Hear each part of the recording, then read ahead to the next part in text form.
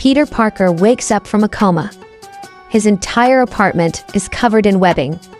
He's been cocooned in his own biology while he slept. And he has absolutely no idea what's happening to his body. That's the scene they're apparently opening this movie with. Not an action sequence, not a villain reveal. A man waking up alone, surrounded by the physical evidence of how badly his isolation has broken him. And his body is just the most visible symptom. Spider-Man 4 is not the movie most people were expecting. And based on everything surfacing about this footage, that might be exactly why it's going to be one of the best Spider-Man films ever made. Let's break all of it down. Brand New Day. That's the subtitle. And if you know your Spider-Man comic history, those 3 words carry a very specific weight. In the comics, Brand New Day was the controversial story that reset Peter Parker's life entirely. His marriage to MJ gone, his identity secret again, everything he had built stripped away so the character could start fresh from a place of genuine loneliness and street-level struggle. The MCU version of that reset happened at the end of No Way Home. Doctor Strange's spell made the entire world forget Peter Parker exists. MJ doesn't know him, Ned doesn't know him, he's a ghost in the lives of everyone he loves. And now we're seeing what living inside that ghost existence has done to him. The new footage descriptions coming out are painting a picture of a Spider-Man film unlike anything the MCU has done before. Street level and gritty, psychologically dark, biologically disturbing, with an unexpected team-up that creates immediate moral friction and a mystery character who might be dropping the first real mutant thread into the main MCU timeline. There's a lot here. Let's go piece by piece. The most immediately shocking thing in the new footage is the lobby fight. Spider-Man and the Punisher, side by side, in an unnamed building. Ceiling caved in above the front desk.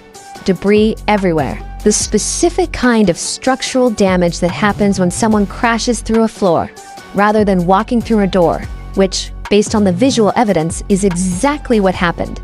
And based on how No Way Home established Peter's tendency to use floors as optional entry points.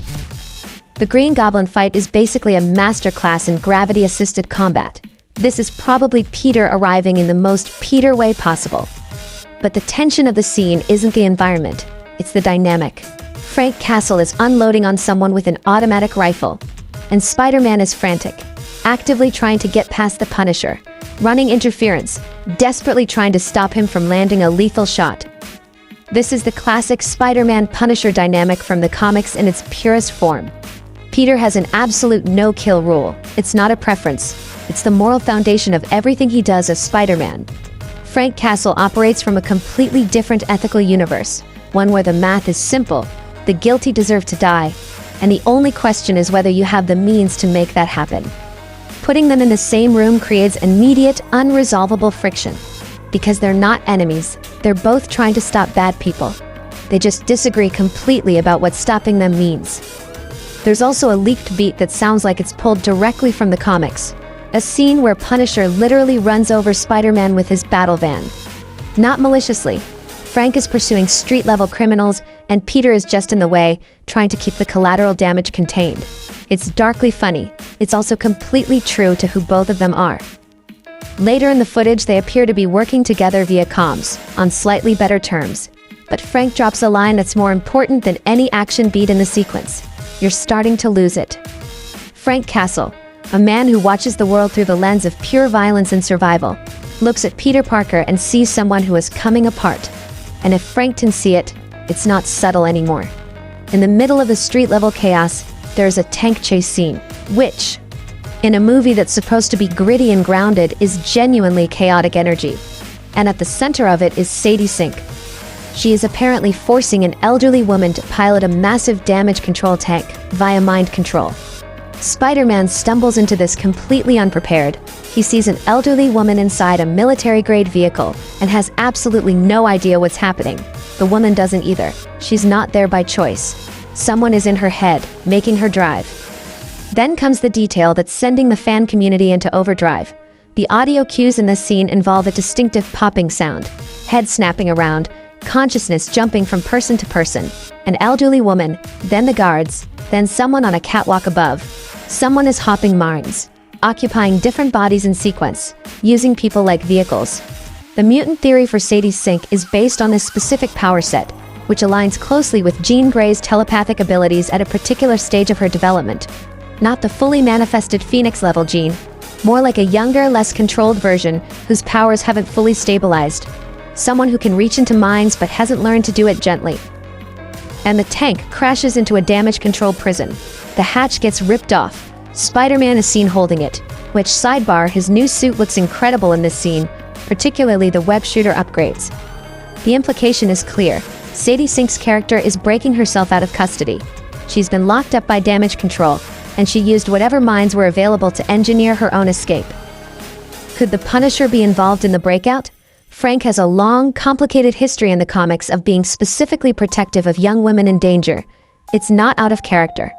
And if he's actively helping her escape damage control custody, that puts him and Spider-Man on the same side of the situation, while completely disagreeing about the methods. The Jean Grey connection has massive implications for the larger MCU. If this movie is quietly introducing mutants into the main timeline, not through an event or a big announcement, but through a confused teenager in a damage control prison breaking herself out via mind control, that's exactly the kind of understated, character-first approach that Marvel Animation has been using with the X-Men. And it would make Brand New Day a much more significant film than a Spider-Man solo adventure. It would be a foundation for something much larger. MJ is in this movie, and there's a lot happening with her appearance that needs unpacking. The scene shows her working alongside Peter on a laptop, looking at schematics for Bruce Banner's gamma inhibitor, the device he uses to keep the Hulk at bay. The theory is that the inhibitor is malfunctioning, and Peter, with his engineering background, is trying to fix it, which also might be where Sadie Sink's telepathic character becomes relevant, using mental abilities to calm the Hulk when the technology fails. But the detail that everyone in the fan community immediately noticed isn't the Hulk tech. MJ has red hair, not Zendaya's natural hair, not the straightened look from the previous films. Comic-accurate, classic Mary Jane Watson red. The MCU has been building toward this slowly across 3 films, and it's finally here. For longtime Spider-Man fans, this is one of those moments where you feel the distance between the adaptation and the source material collapse.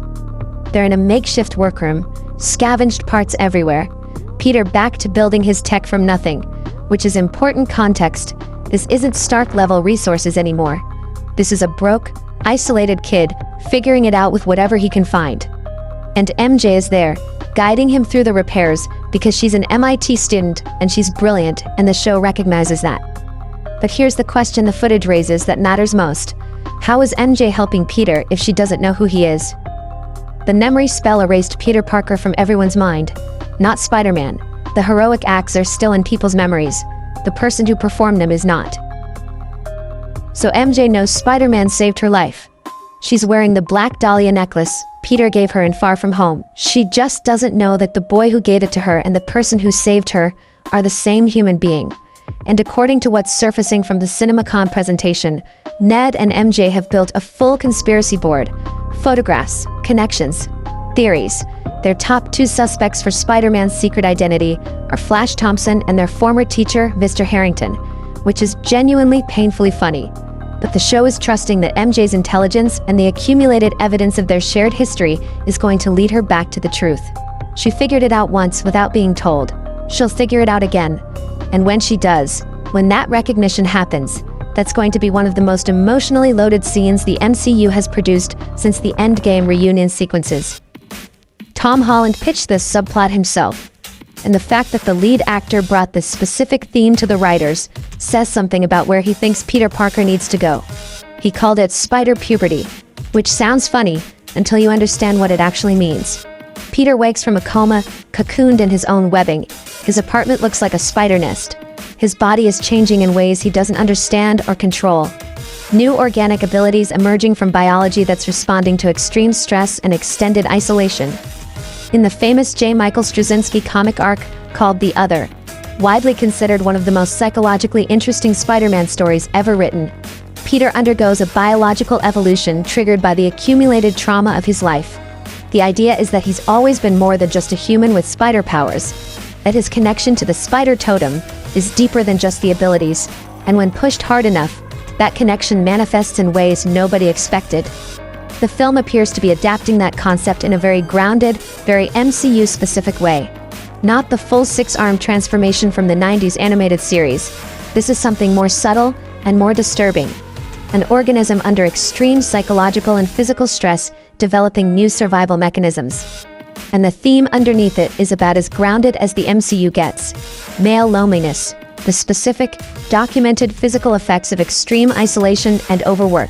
In real life, sustained loneliness and chronic stress produce measurable biological consequences. Immune suppression, inflammatory responses, accelerated aging. The film is taking that real-world reality and running it through the superhero filter. What does extreme isolation do to someone whose biology is literally connected to something more than human? It changes them in ways they can't predict or control. When the movie begins, Peter has zero friends in his actual life. His only companion is a new AI named Evie. He's operating as Spider-Man every hour of every day, completely suppressing Peter Parker as a separate identity. He watches his old friends from a distance. He sees Ned and MJ living their lives, and he forces himself to stay away, because being near them puts them in danger. He's doing the right thing, and it's destroying him. That tension between moral correctness and psychological survival is the emotional engine of this film. And it's the most honest, most human Spider-Man story the MCU has told. Peter goes to a party, Ned and MJ's party. He navigates the crowd with a red cup, not drinking the keg beer, because it's cheap, and he's clearly too deep in his own head to relax anyway. But look at the keg logo. The Jackal is the mastermind villain rumored to be driving the main plot of this film. And in the comics, he is one of the most specifically disturbing Spider-Man antagonists ever created. Not for raw power, but for what he does. He's a geneticist, a cloner, someone obsessed with manipulating biology to create more powerful, more controllable beings.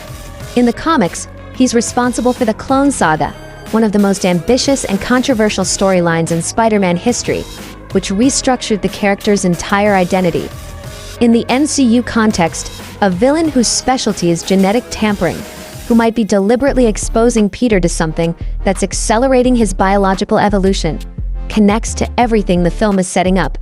The spider puberty arc, the new organic abilities, the cocoon, all of it potentially the result of something the Jackal has been doing to Peter without his knowledge.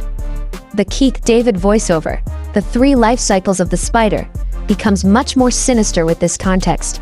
If the Jackal has been studying Peter's biology and is deliberately pushing him through a genetic progression, then the spider puberty isn't just stress, it's the plan. Peter is a test subject who doesn't know he's being tested. And the keg at a party is where you put the logo of the company you want people to encounter without thinking about it. Exposure without awareness, which is exactly what the Jackal does. Then Peter wanders into Ned's room. He picks up a Chewbacca minifigure, a callback to the Lego sets they'd built together in high school. In the life of the memory spell erased. He sees the conspiracy board covered in Spider-Man photos.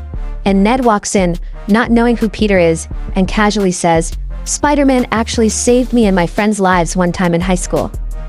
To Ned, that's just a fact about a superhero. To Peter, it's a reminder of everything he lost. Every memory Ned has of their friendship has been replaced by a memory of a stranger in a costume. That moment, that specific small, quiet gut punch, is what the MCU does when it's operating at its best. Just the specific, precise grief of a person standing in the ruins of a life they used to have. Brand New Day is not operating in isolation. It's building towards something. Avengers Doomsday is on the horizon. The MCU is steering toward a multiversal convergence event that's going to affect every character in the franchise. And Spider-Man's specific situation, isolated, biologically unstable, being secretly experimented on, slowly rebuilding connections to the people who forgot him, positions him in a very particular way for that event. The multiverse has always been Peter's story in the MCU. No Way Home brought 3 generations of Spider-Man into the same frame. It gave Tom Holland's Peter access to wisdom from versions of himself who had already lived through the hardest parts. And then the price of closing that door was everything. Everyone who knew him, all at once. If the multiversal collapse in Doomsday cracks that door open again, If there's a version of this story where the memory spell breaks under the pressure of a multiverse at war, then everything the Brand New Day film is building toward becomes the emotional foundation for something much larger. Peter rebuilding in isolation isn't just character development. It's the setup for what it means when the isolation ends. When MJ figures out who he is. When Ned remembers. When the person the world forgot turns out to be the one the multiverse needs. The loneliness has to be real before the connection means anything. Spider-Man 4 is a film about what happens when you make a sacrifice that protects everyone around you and then have to live inside the absence it creates. Peter Parker made that choice at the end of No Way Home. He chose to be forgotten. He chose to disappear from the lives of everyone he loved because it was the only way to protect them. And in the moment, that felt like heroism. It felt like the right thing.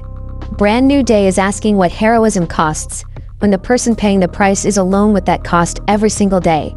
When the body starts to break under the weight of isolation. When the right choice turns out to have consequences nobody warned you about. Tom Holland's Peter Parker is about to get the most psychologically complex, emotionally demanding Spider-Man story ever put on film. And the fact that it's being built from a place of genuine loneliness, not manufactured drama, not external threats alone, but the specific quiet devastation of watching your friends live a life you're not allowed to be part of, makes it something that transcends the superhero genre. That's what the best Spider-Man stories have always done. Use the costume and the powers as the surface. Put something unbearably human underneath. Tell me your theories in the comments. Is Sadie Sink playing Jean Grey? Is the Jackal the one behind the spider puberty? And when MJ finally figures out who Peter is, how badly is that scene going to wreck us? Because based on everything this movie is building, completely and absolutely,